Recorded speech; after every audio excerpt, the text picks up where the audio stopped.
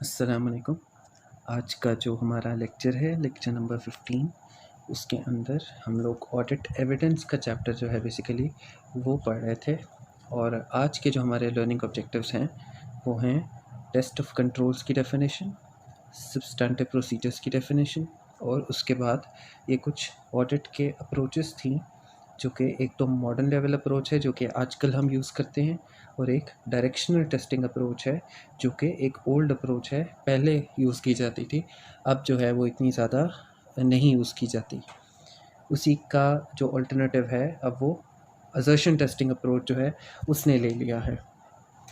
इस लेक्चर के अंदर एक और जो टर्म है उससे आप लोगों की मैंने फेमिलियरिटी करानी है, विच इज़ असर्शन।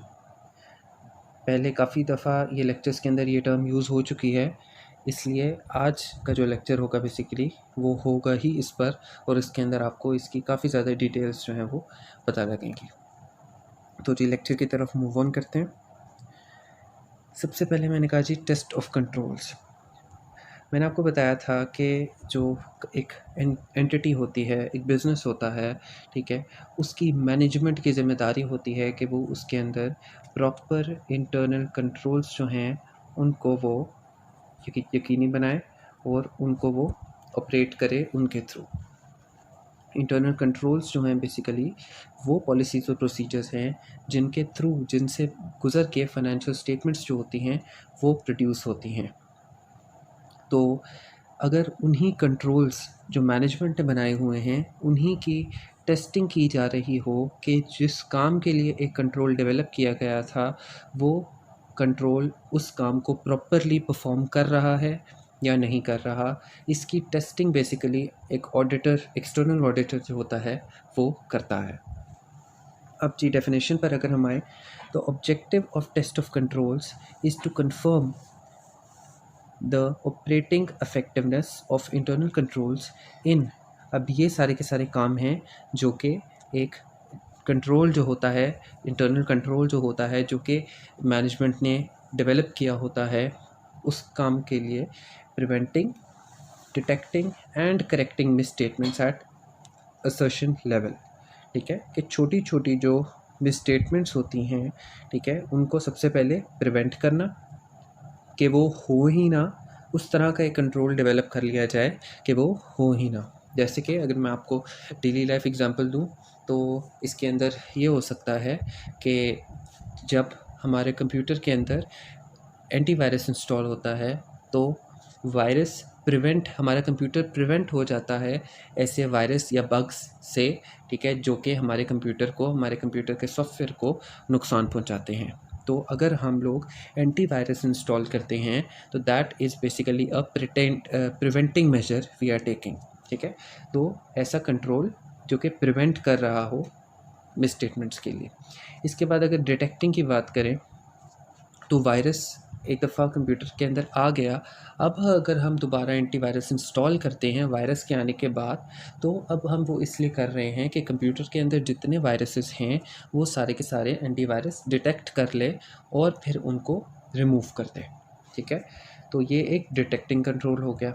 इसके बाद आता है करेक्टिंग कंट्रोल। करेक्टिंग कंट्रोल का क्या मतलब है कि अब अगर वायरस जो है वो कंप्यूटर के अंदर एंटर हो गया है और डिटेक्ट भी हो गया, प्रिवेंट नहीं हो सका, ठीक है, अब उसको क्या करना चाहिए, एंटीवायरस फिर वायरस को कंप्यूटर के अंदर रहने तो नहीं देता, वो क्या करता है, उसको रिमूव कर देता है स्पॉट से ही। ठीक है, तो that is the correcting major which the antivirus is taking. तो बिल्कुल इसी तरह से जो इंटरनल कंट्रोल्स होते हैं जो कि मैनेजमेंट बनाती है, ठीक है, ताकि फाइनेंशियल स्टेटमेंट्स जो हैं उनके अंदर मिस स्टेटमेंट का चांस कम हो सके। ठीक है, और अगर कोई मिस स्टेटमेंट नज़र आती भी है, ठीक है, तो वो फाइनेंशियल स्टेटमेंट जब इंटरनल कंट्रोल के थ्रू गुजर रही हों तो वो उधर ही प्रिवेंट, डिटेक्ट और करेक्ट हो जाए। तो ये जो सारा ऑब्जेक्टिव है इंटरनल कंट्रोल का, इसको अगर हम टेस्ट करते हैं, ठीक है, एज एन एक्सटर्नल ऑडिटर, ठीक है, तो हम basically test of controls perform कर रहे हैं। इसके बाद हमारे पास आता है जी रिक्वायर कब होता है टेस्ट ऑफ कंट्रोल्स, जब कंट्रोल्स एंटिटी के स्ट्रॉन्ग होंगे और ऑडिटर प्लान करता है कि भाई मैं अपने रिस्क असेसमेंट के अंदर इन पर रिलाई करूँगा और मैं कंट्रोल्स की बेस पर ही चेक कर लूँगा, अपना रिस्क असेसमेंट को कम वैल्यू दूंगा इंटरनल कंट्रोल की निस्बत, क्योंकि इंटरनल कंट्रोल वो चीज़ है जिसके थ्रू फाइनेंशियल स्टेटमेंट्स बन के गुजरी है। तो फाइनेंशियल स्टेटमेंट्स को अगर मैंने चेक करना है तो मैं इंटरनल कंट्रोल्स जो हैं उन पर रिलाई कर सकता हूँ। अगर तो इंटरनल कंट्रोल्स ने ये एरर डिटेक्ट कर लिया है तो मैं उस पर अपने प्रोसीजर्स थोड़े कम परफॉर्म कर दूँगा।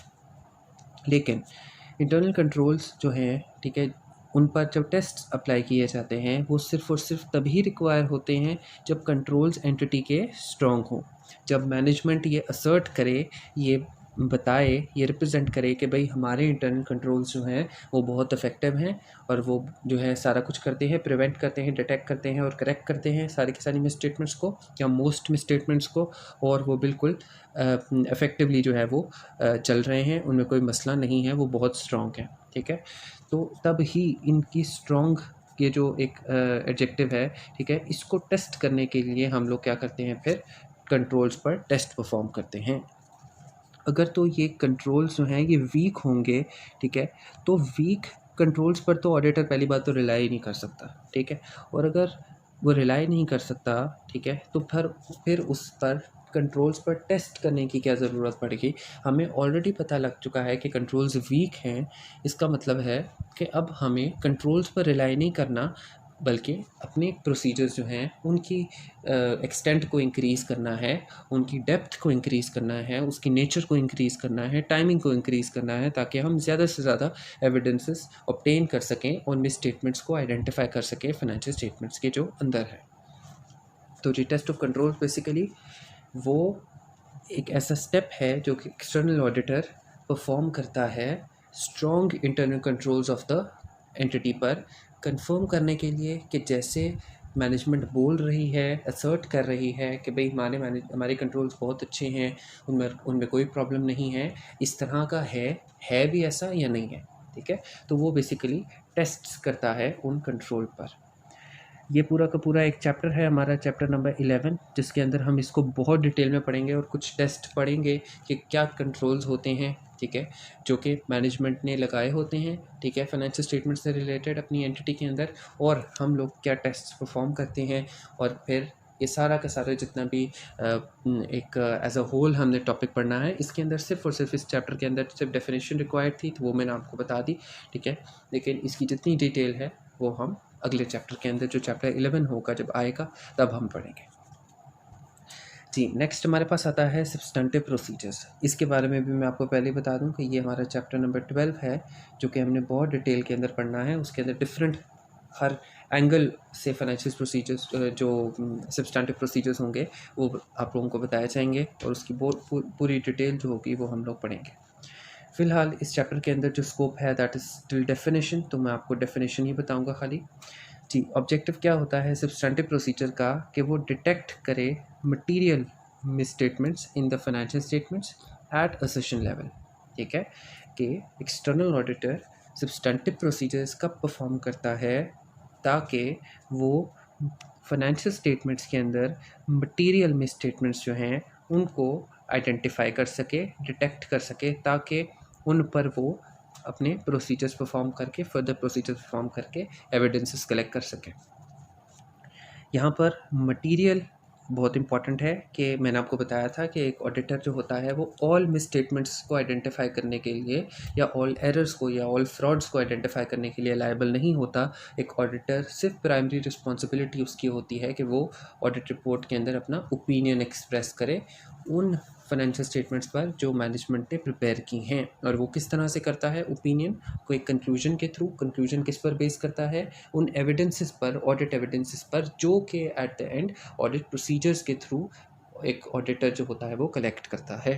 तो ये जो ऑडिट प्रोसीजर्स की जिनकी मैंने आपसे पहले लेक्चर्स में बात की, that is basically the substantive procedure that the auditor develops, auditor takes in action in order to detect material misstatements in the financial statements at assertion level। assertion level यानी छोटी मोटी गलतियाँ जो कि एक या दो अकाउंटिंग हेड्स को या कंपोनेंट्स को अफेक्ट कर रही हूँ, एक से ज़्यादा कंपोनेंट्स को जो अफेक्ट करेंगे वो आपकी फाइनेंशियल स्टेटमेंट लेवल की मिसस्टेटमेंट्स होंगी।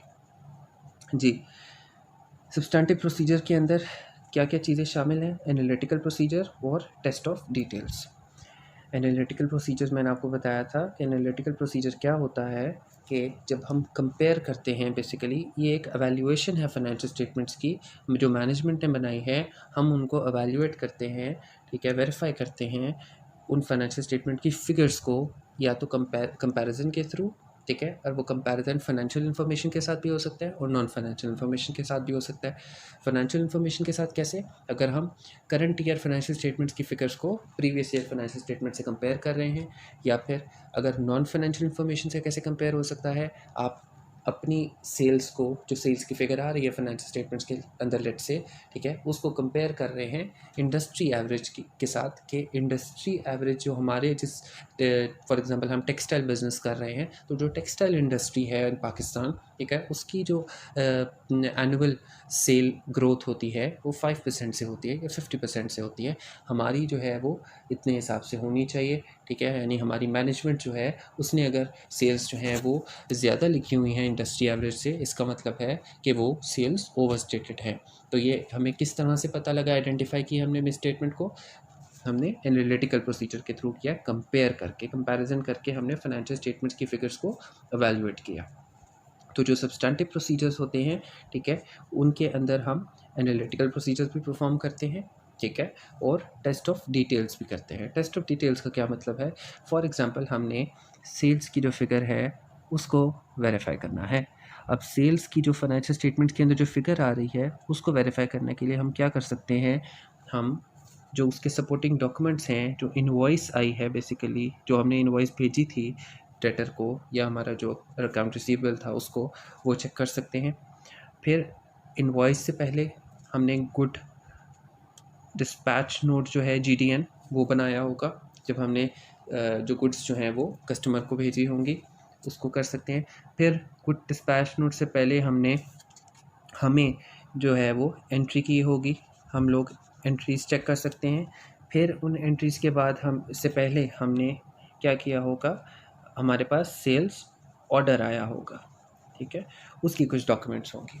तो दैट इज़ बेसिकली ये जो हम लोग पूरा का पूरा ये जो परफॉर्म कर रहे हैं, ये हम बेसिकली डिटेल्ड टेस्टिंग कर रहे हैं, टेस्ट कर रहे हैं डिटेल्स को। डिटेल्स यानी कि सेल्स जो है वो बैकएंड पर उसकी फ़िगर, उसके जो कंपोनेंट्स हैं वो किस तरह से एक होल फाइनेंशियल स्टेटमेंट की फ़िगर बनी है, ठीक है। सबसे पहले सेल्स ऑर्डर आया था आपकी कंपनी को, ठीक है, फिर जब वो सेल्स ऑर्डर हो गया, फिर आपने एंट्री जो है वो गुड डिस्पैच किए, ठीक है, उसके बाद आप लोगों ने एंट्री की, आपने कस्टमर को इनवॉइस सेंड की, और फिर एट द एंड जब ये एंट्री की तो आपके पास सेल्स की जो फिगर है ये फाइनेंशियल स्टेटमेंट के अंदर आई। ये जो सारी की सारी हमने काम किया है, that is basically the test of details we are doing. ठीक हो गया। और जी इसके बाद रिक्वायर कब होता है substantive procedures? Her area of financial statements के लिए रिक्वायर होता है, इसकी कोई एक्सेप्शन नहीं है कि जिस तरह टेस्ट ऑफ कंट्रोल्स सिर्फ तभी अप्लाई किए जा सकते हैं जब कंट्रोल्स स्ट्रॉन्ग हो, ठीक है, कंट्रोल्स इफेक्टिवली ऑपरेट कर रहे हों। सब्सटेंटिव प्रोसीजर फाइनेंशियल स्टेटमेंट के हर एरिया के लिए रिक्वायर्ड होगा, हर एरिया ऑफ फाइनेंशियल स्टेटमेंट के लिए, हर कंपोनेंट, हर accounting head of financial statements के लिए सब्सटेंटिव प्रोसीजर्स डिफरेंट होते हैं। वो हम लोग चैप्टर 12 में पढ़ेंगे काफ़ी डिटेल के अंदर कि कौन कौन से एरियाज़ हैं फाइनेंशियल स्टेटमेंट्स के जिनमें किस तरह के सब्सटेंटिव प्रोसीजर जो होता है वो एक ऑडिटर करता है, और उस तरह से वो अपने एविडेंसेस ऑब्टेन करता है मिस स्टेटमेंट्स को आइडेंटिफाई करके। जी इसके बाद हमारे पास जो दो अप्रोचेस हैं जो हमने पढ़नी है, ये एक स्टैंड अलोन टॉपिक है, ठीक है। Assertion testing approach. असर्शन का क्या मतलब होता है? सबसे पहले हम देखते हैं कि ये अप्रोच जो है वो किस तरह से आई। Modern auditing approach in which, ये एक मॉडर्न ऑडिटिंग अप्रोच है, ओल्ड नहीं है, in which it is said that every element of financials consist of many assertions. कहा यह जाता है कि जो असर्शन टेस्टिंग अप्रोच है उसके अंदर हर एलिमेंट ऑफ फाइनेंशियल स्टेटमेंट्स के अंदर कुछ असर्शंस होती हैं, ठीक है, जिनको हमने टेस्ट करना होता है। असर्शंस क्या होती हैं जी? Assertions are the representation by management, ठीक है, ये असर्शंस मैनेजमेंट की ही रिप्रेजेंटेशन होती हैं, कि बातें होती हैं, कि दावे होते हैं, ठीक है, that are embodied in the financials, जो कि फाइनेंशियल स्टेटमेंट्स के अंदर एम्बॉडी की गई होती हैं, कि मैनेजमेंट ने ये कहा होता है, उन्होंने कुछ दावे किए होते हैं, अब वो दावे सच हैं, झूठ हैं, ठीक हैं या गलत हैं, ये तो हमें उनको टेस्ट करके ही पता कर सकते हैं. An auditor uses them to assess different types of misstatements that may occur to and to obtain the evidence. वही बात कि एक ऑडिटर जो होता है वो किस तरह से इस अप्रोच को यूज़ करता है, ठीक है, कि वो असर्शंस की जो मैनेजमेंट ने रिप्रेजेंटेशंस होती हैं, जो कि फाइनेंशियल स्टेटमेंट्स के अंदर मैनेजमेंट ने दावे किए होते हैं, ठीक है, उनको वो असर्ट जो उन्होंने किया होता है उसको वो चेक करता है, उसको वो वेरीफाई करता है कि आया ये जो दावे किए गए हैं मैनेजमेंट की तरफ से फाइनेंशियल स्टेटमेंट्स के हिसाब से ये ठीक हैं या गलत हैं, या मैनेजमेंट झूठ बोल रही है, फ्रॉड कर रही है. ठीक है जी, ये अप्रोच जो होती है basically that is assertion testing approach, कि मैनेजमेंट की बनाई हुई असर्शंस को, मैनेजमेंट की रिप्रेजेंटेशंस को हमने टेस्ट करना होता है. अब आगे हमारे पास कुछ कैटेगरीज़ हैं असर्शंस की. बेसिकली 2 कैटेगरीज़ होती हैं जिनके अंदर मैनेजमेंट की जो दावे होते हैं वो डिवाइडेड होते हैं. मेनली जो हमारी इनकम स्टेटमेंट होती है और बैलेंस शीट होती है, इन्हीं से रिलेटेड असर्शंस होती हैं, क्योंकि जो हमारे पास फाइनेंशियल स्टेटमेंट्स के कंपोनेंट्स होते हैं वो हमारे पास बैलेंस शीट होती है, इनकम स्टेटमेंट होती है, उसके बाद हमारे पास स्टेटमेंट ऑफ कैश फ्लो होती है, चेंजेस इन इक्विटी होती है और notes to the financial statements होते हैं. ठीक है, अब ये सारे कंपोनेंट्स जो हैं, ठीक है, ये बेसिकली बैलेंस शीट और इनकम स्टेटमेंट में समराइज़ हो जाते हैं. क्यों? क्योंकि जो कैश फ्लो स्टेटमेंट होती है हमारी, ठीक है, उसके अंदर भी कैश से आना और जाना लिखा होता है. ठीक है, तो अगर हम लोग बैलेंस शीट की जो कैश की फ़िगर आ रही है करंट एसेट्स के अंदर, उसको टेस्ट कर लेते हैं, तो हमें कैश फ्लो स्टेटमेंट हमारी ऑटोमेटिकली टेस्ट हो जाती है. ठीक है, इसी तरह से चेंजेस इन इक्विटी जो है हमारे पास, ठीक है, वो इक्विटी के अंदर चेंज बताती है, और उन्हीं के सारे बैलेंसेस जो होते हैं क्लोजिंग, वो हमारे बैलेंस शीट में जाते हैं. ठीक है, तो अगर हम उनको टेस्ट कर लेते हैं बैलेंस शीट को, तो ऑटोमेटिकली हमारी चेंजेस इन इक्विटी जो होती है उसकी फिगर्स टेस्ट हो जाती हैं. इसी तरह से फिर हमारे पास जो नोट्स होते हैं, डिस्क्लोजर्स होते हैं फाइनेंशियल स्टेटमेंट्स के, ठीक है, वो भी बेसिकली इनकम स्टेटमेंट और बैलेंस शीट के ही डिस्क्लोजर्स होते हैं. फॉर एग्जांपल अगर हम लोग देखें तो कॉस्ट ऑफ सेल्स जो है, ठीक है, जो कि हमारा लाइन आइटम होता है फाइनेंशियल स्टेटमेंट के, इनकम स्टेटमेंट का. ठीक है, अब कॉस्ट ऑफ सेल्स वहाँ लिखी होगी, वो तो हम लोग अपने आसानी के लिए उसको उसी का ब्रेकडाउन उसी वक्त कर देते हैं कि जी opening stock add production cost less closing stock, तो हमारे पास आ जाते हैं जी कॉस्ट ऑफ सेल्स. ठीक है, लेकिन असल में जो स्टैंडर्ड्स हैं हमारे, वो ये अलाउ नहीं करते कि हर छोटी बड़ी चीज़ जो है उसको हम फाइनेंशियल स्टेटमेंट जो मेन फेस है उसका, उसके अंदर शामिल करें. हम क्या करते हैं, जो मेन लाइन आइटम्स होते हैं उनको फाइनेंशियल स्टेटमेंट का फेस पे रखते हैं, और बाकी जितनी उनकी डिटेल्स होती हैं वो हम कह देते हैं जी कॉस्ट ऑफ सेल्स का नोट नंबर 1 है, वो आप लोग जाके at the end of the financial statement देख लें. नोट्स और डिस्क्लोजर्स जो होते हैं वो हमारे पास होते हैं. ठीक है, उसके अंदर हमने कॉस्ट ऑफ सेल्स का ब्रेकअप दिया होता है कि जी ओपनिंग स्टॉक इतना था, प्रोडक्शन कॉस्ट इतनी थी, क्लोजिंग स्टॉक इतना था, तो जी हमारे पास कॉस्ट ऑफ सेल्स की फिगर आ गई. ठीक है, तो बेसिकली अगर हम देखें तो जो हमारे पास नोट्स और डिस्क्लोजर्स होते हैं वो भी टेस्ट हो जाते हैं अगर हम लोग कॉस्ट ऑफ सेल्स, यानी कि अगर हम लोग फाइनेंशियल स्टेटमेंट की, इनकम स्टेटमेंट की फिगर्स जो हैं उनको चेक कर लें, उन पर प्रोसीजर्स परफॉर्म कर लें. ठीक है, तो एट द एंड यही 2 हमारे पास कंपोनेंट बचते हैं जिन पर हमने, जिनकी असर्शंस जो होती हैं बेसिकली हमने टेस्ट करनी होती हैं. इन्हीं से सारे के सारे कंपोनेंट्स बनते हैं. समराइज्ड जो फॉर्म होती है वो इनकी यही 2 हैं, एक बैलेंस शीट है और एक इनकम स्टेटमेंट है. जी, अब सबसे पहले हम लोग बैलेंस शीट, यानी कि एट द एंड पीरियड जो बैलेंसेस होते हैं, अकाउंट बैलेंसेस होते हैं, यानी कि बैलेंस शीट, ठीक है, उनकी असर्शंस को पढ़ेंगे. और फिर हम लोग इनकम स्टेटमेंट के असर्शंस, यानी कि इवेंट्स फॉर द पीरियड, हमने पढ़ा है कि जो इनकम स्टेटमेंट होती है वो पीरियड वाइज बनती है, फॉर द पीरियड बनती है, जबकि बैलेंस शीट एज ऑन बनती है कि इस डेट तक. ठीक है। जबकि इनकम स्टेटमेंट सिर्फ 1 साल के बैलेंसेस नॉर्मली शो होते हैं और 1 साल के इनकम्स होते हैं, 1 साल के एक्सपेंसेस होते हैं, 1 साल की सेल्स होती हैं और 1 साल के ही एक्सपेंसेस होते हैं हमारे पास, ठीक है। तो सबसे पहले हम लोग बैलेंस शीट से रिलेटेड मैनेजमेंट के सेशंस पढ़ेंगे कि क्या दावे करती है मैनेजमेंट। सबसे पहला दावा जो मैनेजमेंट का होता है regarding the balance sheet account balances that is existence. वो क्या कहती है कि जो बैलेंस शीट के अंदर हमारे रिकॉर्डेड एसेट्स हैं, लायबिलिटीज़ हमने रिकॉर्ड की हैं और इक्विटी रिकॉर्ड की है, वो एक्चुअली भी एग्जिस्ट करती है। आप लोग जाके देख सकते हैं, हमारे पास ये जो एसेट हमने यहाँ पर लिखा हुआ है, रिकॉर्ड किया हुआ बैलेंस शीट के अंदर, यही एसेट जो है हमारे पास फिजिकली भी अवेलेबल हैं। ये मैनेजमेंट दावा करती है एग्जिस्टेंस से रिलेटेड कि एग्जिस्ट करते हैं वो एसेट्स, वो लायबिलिटीज़ और वो इक्विटी जो कि रिकॉर्ड की गई है फाइनेंशियल स्टेटमेंट्स के अंदर, ठीक है जी। ये पहला दावा हो गया। दूसरा दावा वो क्या करते हैं जी कि राइट्स एंड ऑब्लिगेशन, एंटिटी यानी कि जो कंपनी है holds and controls the rights and liability, हमारे जितने एसेट्स हैं उनकी ओनरशिप भी हमारी ही है, ठीक है। ये नहीं है कि किसी के एसेट्स हमने रख के बैठे हुए, ठीक है। इसी तरह से जो हमारी लायबिलिटीज़ हैं वो हमारी ऑब्लिगेशंस हैं, वो हमने पूरी करनी है। जो लायबिलिटीज़ हैं जिनके पे करना है हमने, वो हमारी ऑब्लिगेशन है, हम मानते हैं इस बात को। ये दावा करती है मैनेजमेंट कि हम लोग जो हैं वो राइट्स एंड ऑब्लिगेशन से फुली अवेयर हैं, ठीक है जी। ये एक दावा हो गया। दूसरा जो दावा होता है that is accuracy, valuation and allocation का।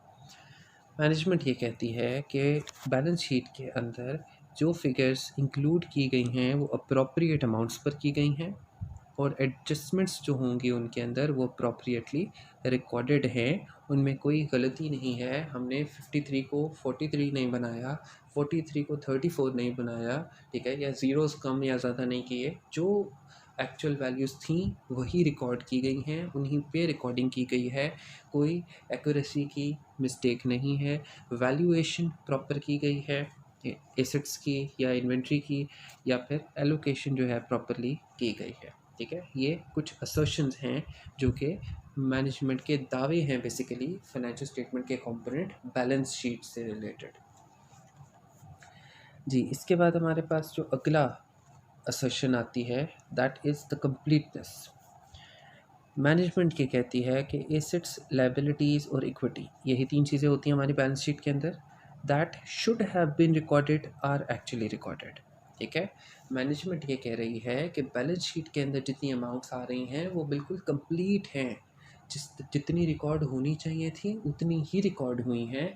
हमने कोई अंडर स्टेटमेंट नहीं की, एसेट्स जितने रिकॉर्ड होने चाहिए थे उतने ही रिकॉर्ड हुए हैं, एसेट्स बिल्कुल भी अंडर स्टेट नहीं हुए, या फिर लायबिलिटीज़ जो है, इक्विटी जो है, जितनी हमारे पास है, जितनी हमारी एक्चुअली फ़िज़िकली एग्जिस्ट करती हैं ये चीज़ें, उतनी ही हमने रिकॉर्ड की हैं।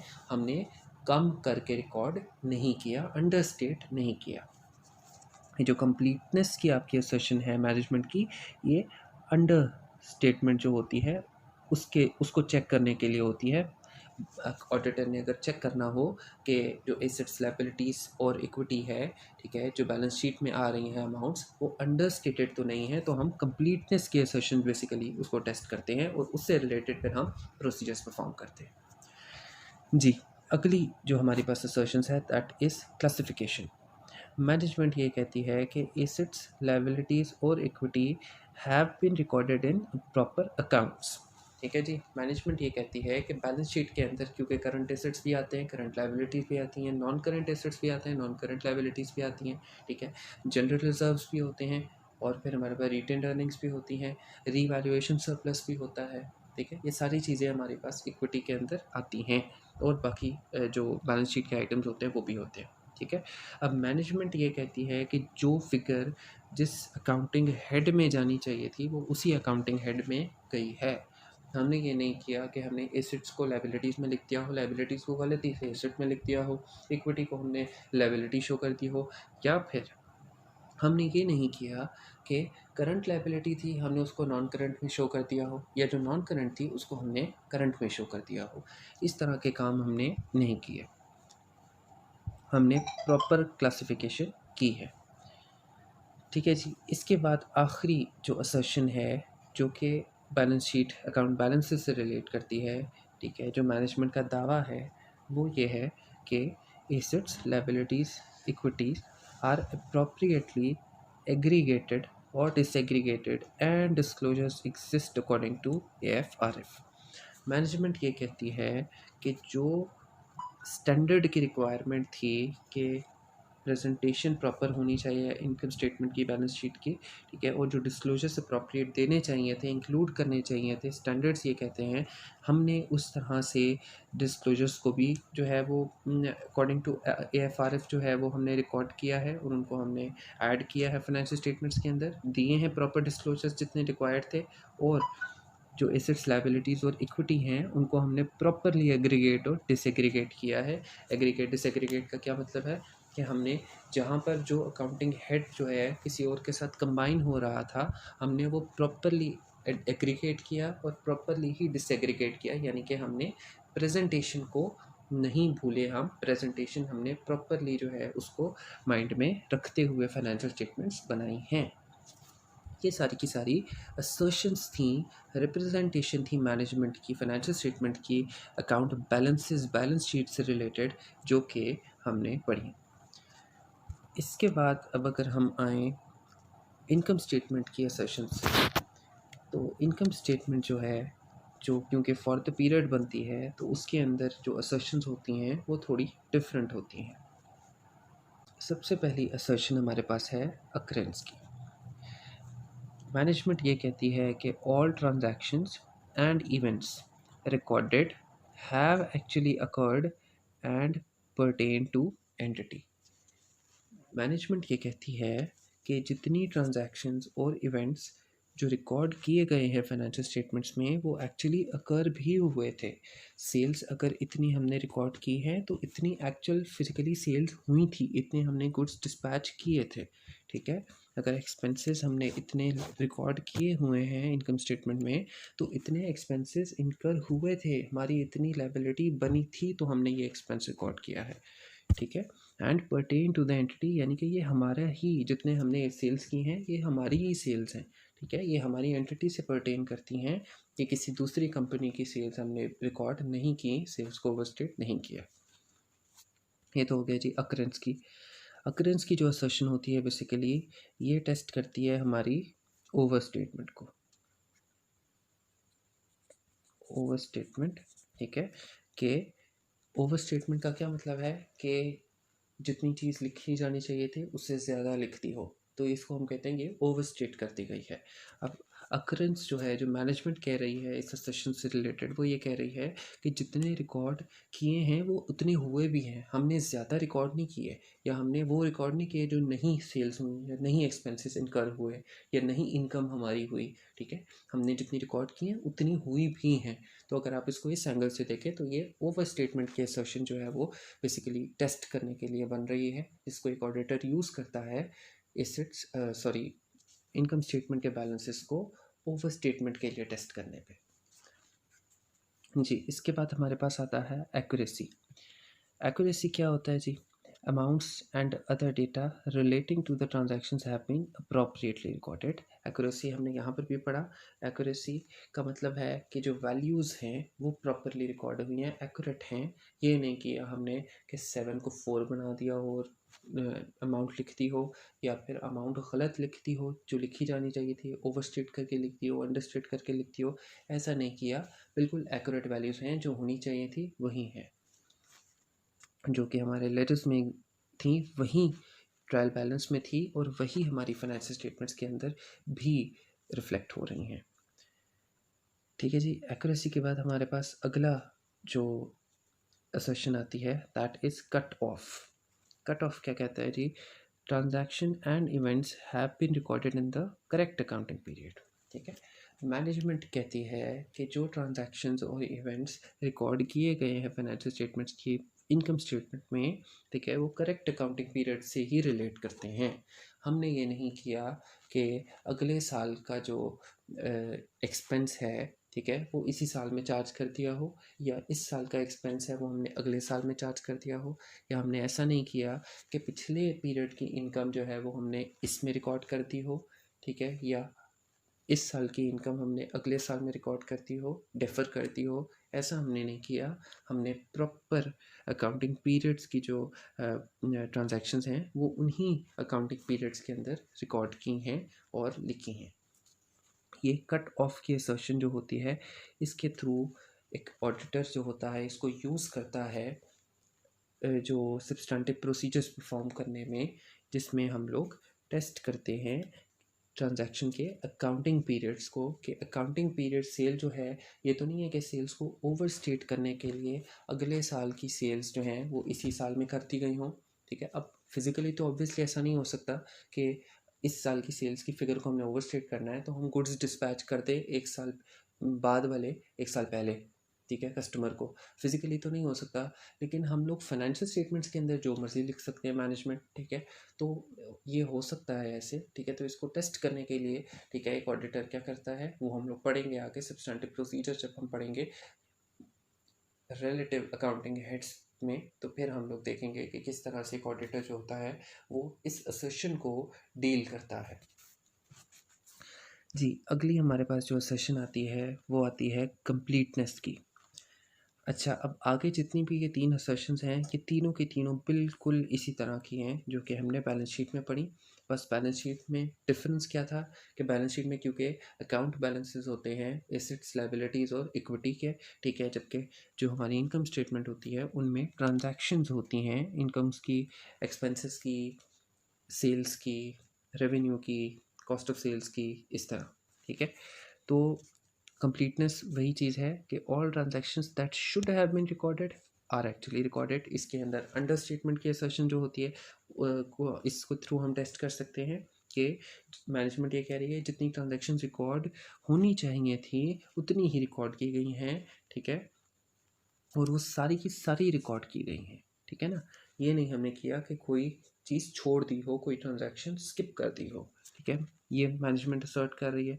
इसके बाद हमारे पास आता है क्लासिफिकेशन। क्लासिफिकेशन में क्या है कि जी जो transactions have been recorded in the proper accounts, हमने ये नहीं किया कि जी एक्सपेंस था उसको इनकम कर दिया, इनकम को एक्सपेंस कर दिया।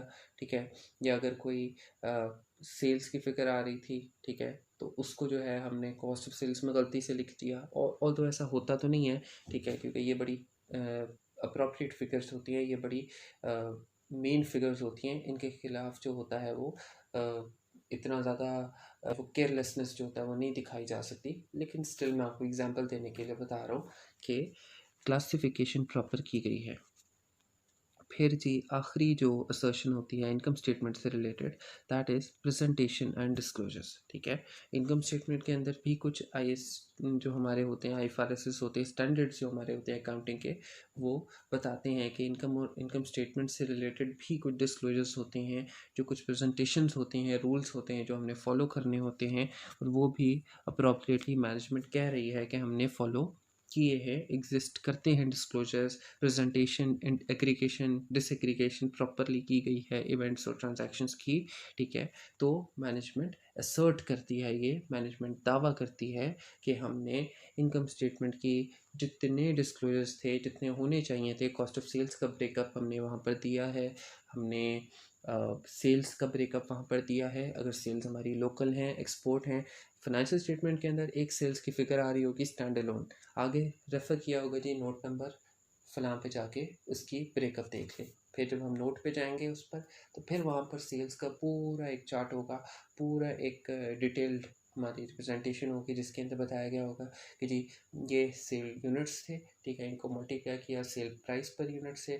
ठीक है, और ये जो सेल यूनिट्स हैं इनका ब्रेकअप होगा कि ये यूनिट्स जो है ये एक्सपोर्ट सेल्स की थी, हमने लोकल सेल की थी, और फिर क्या क्या सारा का सारा प्रोसेस था, और फिर जाके एट द एंड हमारे पास इसको इस चीज़ से मल्टीप्लाई किया तो हमारे पास सेल रेवेन्यू जो आ रहा है फाइनेंशियल स्टेटमेंट्स के अंदर वो आ रहा है। ये सारी की सारी चीज़ें जो होती हैं ये डिस्क्लोजर्स होते हैं। ठीक है, ये प्रेजेंटेशन के फॉर्मेट होते हैं जो कि आईएफआरएस हमारे जो अकाउंटिंग स्टैंडर्ड्स होते हैं वो हमें बताते हैं कि हमने इस तरह से करना है to make the face of financial statements easier to understand, easier to comprehend for the users of the financial statements। क्योंकि users को नहीं पता होता, ऑडिटर्स को पता होता है, अकाउंटेंट्स को पता होता है कि भाई ये सेल्स इस तरह से आई होगी, कॉस्ट ऑफ सेल्स का ये ब्रेकअप हुआ होगा, लेकिन यूज़र्स जो होते हैं, ठीक है, उनको नॉर्मली इतनी ज़्यादा आइडिया नहीं होता। हो सकता है यूज़र आपको अकाउंटिंग आती ही ना हो, उसने अकाउंटिंग कभी पढ़ी ही ना हो, उसको तो गर्ज होगा सिर्फ प्रॉफिट से अपने, ठीक है, कि जी मैंने इन्वेस्टमेंट की थी, इस कंपनी ने प्रॉफिट किया है या नहीं किया, ठीक है, उसको इससे गर्ज है। अब उसकी आसानी के लिए फिर हम लोग फेस जो होता है फाइनेंशियल स्टेटमेंट्स का, उसको थोड़ा जो है वो इजीली कॉम्प्रिहेंडेबल रखते हैं, ताकि वो कॉम्प्रिहेंड किया जा सके, समझा जा सके, अंडरस्टैंड किया जा सके इजीली बाय द यूजर्स। तो जी ये हमारी सारी असर्शंस थी। अब आप लोगों को आइडिया हो गया होगा कि असर्शन बेसिकली क्या चीज़ होती है। असर्शंस कुछ दावे होते हैं, कुछ रिप्रेजेंटेशन होती हैं मैनेजमेंट की, फाइनेंशियल स्टेटमेंट की, फिगर्स, अकाउंट बैलेंसेस, ट्रांजैक्शन से रिलेटेड, ठीक है, जो दावे करते हैं कि भाई हमारी बनाई हुई फाइनेंशियल स्टेटमेंट्स के अंदर ये सारी चीज़ें पूरी हो रही हैं। जो हमारे बैलेंसेस हैं वो एग्जिस्ट करती हैं, फिजिकल एसेट्स भी, फिजिकल लाइबिलिटीज़ भी, और एक्यूरेट हैं हमारी फिगर्स, वैल्यूएशन भी प्रॉपर की गई है, एलोकेशन भी प्रॉपर है, कट ऑफ एरर्स हमारे पास नहीं है, ठीक है, अकरेंस की असर्शन भी रिलेट कर रही है, ठीक है, प्रेजेंटेशन डिस्क्लोजर सब अप्रोप्रिएट है, क्लासिफिकेशन प्रॉपर की गई है। ये सारी की सारी कुछ जो होती हैं वो रिप्रेजेंटेशंस होती हैं मैनेजमेंट की फाइनेंशियल स्टेटमेंट्स की फिगर्स से रिलेटेड। जी, इसके बाद हमारे पास एक छोटा सा टॉपिक है डायरेक्शनल टेस्टिंग अप्रोच का, कि जो अप्रोच अभी हमने पढ़ी वो मॉडर्न अप्रोच है। पहले ज़माने के अंदर या मॉडर्न से थोड़ा पहले हम लोग डायरेक्शनल टेस्टिंग यूज़ किया करते थे। और डायरेक्शनल टेस्टिंग क्या है जी? An old approach in which debit items, assets and expenses, हमें पता है कि एक्सपेंसेस और एसेट्स जो होते हैं ये डेबिट नेचर अकाउंट्स होते हैं, ठीक है। तो ये जो डेबिट नेचर अकाउंट्स होते हैं इनको टेस्ट किया जाता है ओवर स्टेटमेंट के लिए, क्योंकि नॉर्मली जो मैनेजमेंट होती है वो डेबिट जो नेचर आइटम्स होते हैं उनको ओवर स्टेट ही करती है, एक्सपेंसेस को ओवर स्टेट करती है, ताकि प्रॉफिट को कम दिखाया जा सके, ताकि टैक्स कम देना पड़े। या फिर एसेट्स को बैलेंस शीट के अंदर ओवर स्टेट करती है, ताकि जब जो इन्वेस्टर है, ठीक है, उसको पता लग सके भाई कंपनी के पास तो बहुत ही ज़्यादा एसेट्स हैं, तो इस पे इन्वेस्टमेंट करेंगे तो फ़ायदा ही होगा, नुकसान नहीं होगा, ठीक है। या फिर ऐसा हो सकता है कि वो बैंक को दिखाने के लिए एसेट्स को ओवरस्टेट कर दे, ठीक है, ताकि बैंक जो है वो लोन जो है वो इसीलिए अप्रूव कर दे कि भाई मेरी लाइबिलिटी के लिए सेटल करने के लिए इनके पास काफ़ी एसेट्स हैं जिनको ये यूज़ कर सकते हैं मेरी लाइबिलिटी को सेटल करने के लिए। जी, तो नॉर्मली डेबिट आइटम्स जो होते हैं उनको ओवरस्टेट ही किया जाता है अगर किया, और क्रेडिट आइटम्स जो होते हैं हमारी लायबिलिटीज़ एंड इनकम्स इनको अंडरस्टेट किया जाता है। रीज़न बीइंग, अब हो सकता है कोई भी रीज़न हो सकता है, अगर इनकम्स को नॉर्मली बंदा ओवरस्टेट करता है लेकिन अंडरस्टेट अगर किया जा रहा है, इसका मतलब कि इनकम कम तो प्रॉफिट कम, क्योंकि इनकम और प्रॉफिट का डायरेक्ट रिलेशन होता है। इनकम बढ़ती है तो प्रॉफिट बढ़ता है, इनकम कम होती है तो प्रॉफिट कम होता है, बल्कि जबकि एक्सपेंसेस के अंदर इन्वर्स रिलेशन होता है, एक्सपेंस जितना बढ़ेगा प्रॉफिट उतना कम होगा, ठीक है।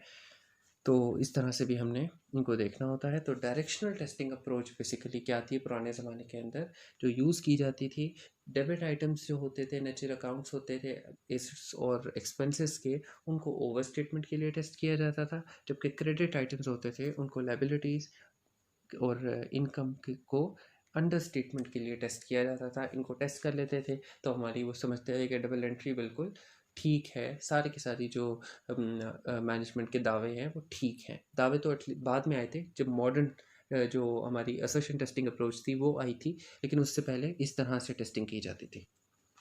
जी, in this way opposite accounts are automatically tested indirectly due to double entry system. ये आपको बात जो है वो इसके थ्रू एक्सप्लेन की जाएगी। For example testing below the entry, ठीक है, डबल एंट्री ये जो नीचे आ रही है आपके पास, सैलरी एक्सपेंस डेबिट और एक्सपेंस पेबल क्रेडिट हो रहा है, ठीक है। ये इस एंट्री को हम डबल एंट्री कहते हैं क्योंकि ये एक डेबिट है और एक क्रेडिट है, ठीक है, तो ये डबल एंट्री है। जी, इसके अंदर क्या हो रहा है कि सैलरी एक्सपेंस जो है वो बढ़ रहा है, और एक्सपेंस पेबल जो है हमारी लायबिलिटी भी बढ़ रही है उतने ही अमाउंट से, 12,000 से। अब इसका क्या मतलब है, अगर हमें इसको टेस्ट करना है, इसको डबल एंट्री को, तो हम क्या करेंगे, ये जो एक्सपेंस है इसको हम ओवर स्टेटमेंट के लिए टेस्ट कर देंगे। जब हम एक्सपेंस को ओवर स्टेटमेंट के लिए टेस्ट करेंगे तो ऑटोमेटिकली एक्सपेंस पेएबल भी टेस्ट हो जाएगा, क्योंकि एक तो दोनों की सेम फिगर है और दूसरा एक बढ़ने से दूसरा भी बढ़ रहा है, डायरेक्ट रिलेशन है। तो अगर हमने एक्सपेंस को टेस्ट कर रहे हैं इनकम स्टेटमेंट के अंदर, तो ऑटोमेटिकली बैलेंस शीट के अंदर जो उसका दूसरा इफेक्ट जा रहा है लायबिलिटीज़ के अंदर, एक्सपेंस पेएबल रिकॉर्ड हो रहा है, वो भी 12,000 की अमाउंट ऑटोमेटिकली उधर से टेस्ट हो जाएगी। अलहदा से उसको ओवर स्टेटमेंट के लिए टेस्ट नहीं करना पड़ेगा। तो इसको हम कहते हैं कि ये डायरेक्शनल टेस्टिंग अप्रोच है। एक अकाउंटिंग हेड को अगर हम टेस्ट कर लें, डेबिट को टेस्ट कर लें, तो क्रेडिट ऑटोमेटिकली टेस्ट हो जाता है। इसकी एक और एग्जांपल हमारी इनकम हो सकती है कि अगर हमने कोई इनकम रिसीवेबल अकाउंट डेबिट कर रहे हैं और इनकम कोई भी क्रेडिट कर रहे हैं, तो वो भी सेम अमाउंट से क्रेडिट होगी। तो जो अफेक्ट बैलेंस शीट में जाएगा वही अफेक्ट इनकम स्टेटमेंट में भी होगा। तो अगर हम इनकम को जो है वो अंडर स्टेटमेंट के लिए टेस्ट कर लेते हैं कि इनकम जो है वो, ये तो नहीं है कि कम शो की जा रही है, अंडर स्टेटमेंट के लिए टेस्ट कर रहे हैं, तो ऑटोमेटिकली जो हमारा एसेट बन रहा है, ठीक है, वो जो सेकंड अकाउंट बन रहा है उसको ऑटोमेटिकली टेस्ट किया जा रहा होगा। क्योंकि अगर इनकम जो है वो अंडर स्टेटमेंट है, तो इसका मतलब जो एसेट इनकम रिसीवेबल बन रही है वो भी जो है वो अंडरस्टेट की गई होगी, क्योंकि इनकम बन रही है इसी वजह से तो एसेट बन रहे हैं ना। इनकम आई है, इनकम क्रेडिट हुई है, तभी इनकम आप रिसीवेबल कह रहे हो। अगर आपकी इनकम ना बनी होती तो आपका जो एसेट आ रहा है बैलेंस शीट के अंदर इनकम रिसीवेबल, वो भी ना बनता। ठीक है, तो ऑटोमेटिकली डायरेक्शनल टेस्टिंग हो रही है, डायरेक्ट टेस्टिंग हो रही है। जी, ये आज का हमारा लेक्चर था। आई होप कि आपको सारी की सारी जो कंसेप्चुअल अंडरस्टैंडिंग है इन टॉपिक से रिलेटेड वो हो गई होगी। आज का जो लेक्चर था वो काफ़ी इंपॉर्टेंट था इस हिसाब से कि असर्शंस के ऊपर हमने काफ़ी ज़्यादा टाइम इन्वेस्ट किया और डिटेल के अंदर समझा कि असर्शंस होती क्या हैं, ठीक है, और किस तरह की होती हैं, क्या कैटेगरीज होती हैं, और बेसिकली उन कैटेगरीज के अंदर डिफरेंट असर्शंस जो मैनेजमेंट की इम्बॉडीड होती हैं फाइनेंशियल स्टेटमेंट्स के अंदर, वो हमने देखी। फिर उसके बाद हमने कुछ टेस्टिंग अप्रोचेस देखी, जो कि एक तो मॉडर्न अप्रोच थी जो कि हमने असर्शन टेस्टिंग अप्रोच पढ़ी, और एक डायरेक्शनल टेस्टिंग अप्रोच पर भी हमने बात की कि पुराने ज़माने के अंदर कौन सी टेक्निक यूज़ होती थी डबल एंट्री को टेस्ट करने के लिए। फिर हमने सब्सटैंटिव प्रोसीजर और टेस्ट ऑफ कंट्रोल्स जो दो छोटी डेफिनेशंस हैं, ठीक है, उस हद तक उनको कवर किया। और आई होप कि आपको वो सारी की सारी चीज़ें समझ आ गई होंगी। सब्सटैंटिव प्रोसीजर और इंटरनल कंट्रोल्स में दोबारा बता दूं कि ये दोनों हमारे स्टैंड अलोन बहुत लेंथी, बहुत डिटेल टॉपिक्स हैं जिनको हम इंशाल्लाह आगे पढ़ेंगे, और आपको काफ़ी ज़्यादा इससे हेल्प मिलेगी जब आप वो वाले टॉपिक्स को बहुत डिटेल में पढ़ लेंगे। तो आपको ये जो डेफिनेशंस हैं इनमें भी जो डाउट्स हैं वो भी क्लियर हो जाएंगे बाद में। ठीक है जी।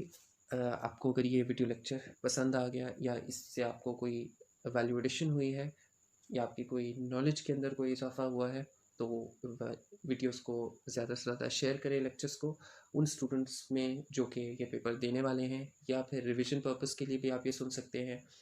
और वीडियोस को लाइक करिएगा, शेयर कीजिएगा और सब्सक्राइब कीजिएगा। जी, थैंक यू।